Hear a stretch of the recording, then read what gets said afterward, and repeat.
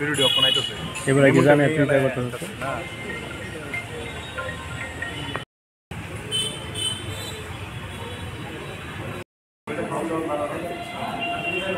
আমাদের পুলিশের মোবাইল ছিল গত রাত্রে।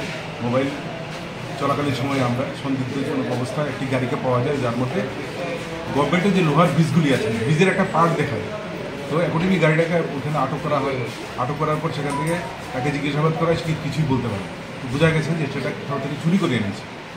তো অ্যাকর্ডিংলি জিজ্ঞাসাবাদ ওদেরকে থানায় নিয়ে আসা হয়। জিজ্ঞাসাবাদ করার পর ওদের কাছ থেকে অন্যান্য চুরির ঘটনাও জানার চেষ্টা করা হয়।